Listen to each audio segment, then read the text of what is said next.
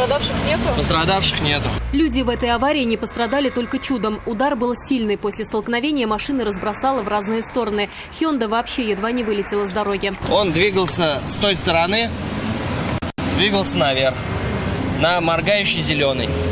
Соответственно, телемобиль ехал с той стороны, завершал маневр налево, где запрещающий поворот.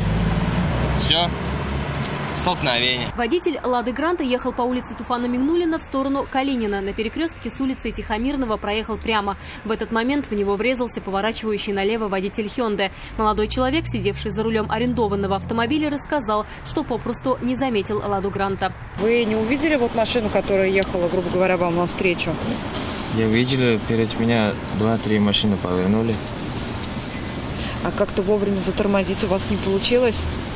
Я тормозили, они вот Гранта пошел ударил.